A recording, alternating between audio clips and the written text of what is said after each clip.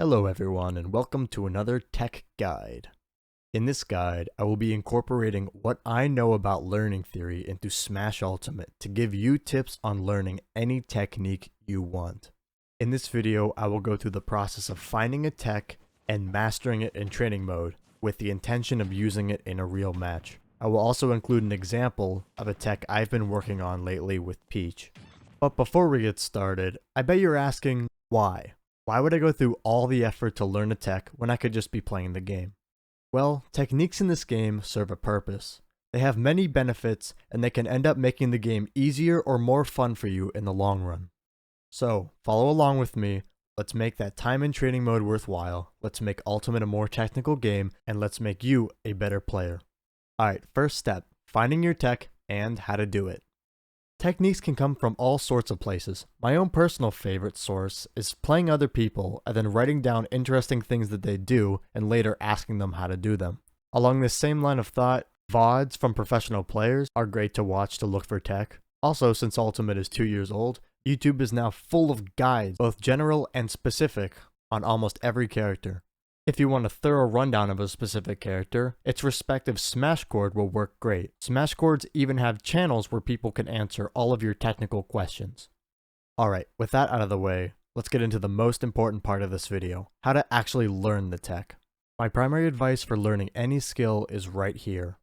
Don't practice mistakes. This might sound painfully obvious, but let me explain what I mean.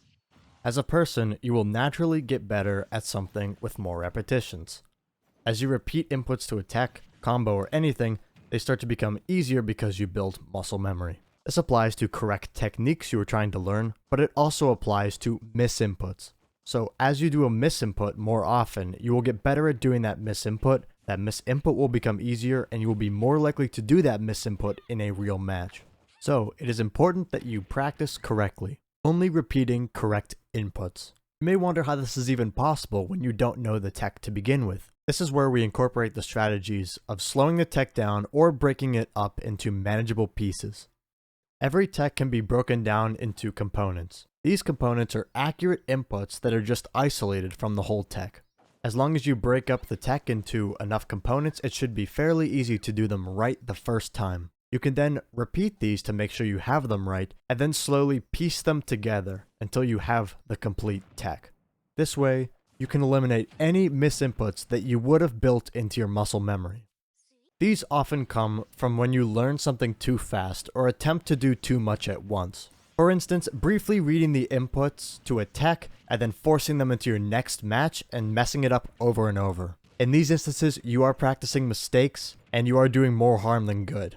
This may seem like the fast route to learning, but ultimately you lose more time because you have to essentially unlearn the incorrect inputs or break the habits. Then you have to go and learn the correct inputs. In summary, taking the time to break tech into small pieces and then piece them all together into the complete product is the best way to learn. I know you've probably heard of this strategy before, in Smash and in other activities too. This is actually the method I try to use to present tech in all my other videos, because it is such an efficient method for learning. If none of what I've said made any sense to you, don't worry, as I have a worked example of this coming near the end of the video. So now you have inputs you can practice. You need to store these in your muscle memory. This is done through repetition, because as I said earlier, you get better at things the more you do them. Building off of the previous strategy, you'll want to rep all the pieces of inputs until you have them down. Then you can start to build them into larger inputs, which you can also rep. Finally, you can rep the complete tech until you have it mastered. Doing this takes a lot of time, but it is quite mindless, as you are not consciously learning these things, just repeating a series of inputs over and over and over. The amount of repetitions you need to do will vary, and will depend on the difficulty of the tech and how consistent you wish to be with it. A good rule to follow is that you should repeat tech until you can do it 10 times in a row with ease in training mode. This is what I like to do, but you can come up with your own. After this, you are ready to try your tech in an actual match. This is a tricky process that shows us why what we did to learn the tech is so important. To find out how to apply the tech in your actual match, you want to be actively engaging with your opponent. You want to be thinking of instances where you can use your tech to better your game plan against them. Then you can successfully implement it, and the process is complete. However, none of this will work if you don't have the tech solidified in your muscle memory.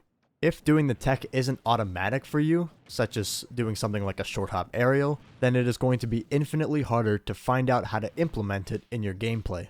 Since humans are naturally bad multitaskers, when you go to try to actively think about implementing your tech in a real match, you will end up thinking about the inputs instead, and you will get nowhere.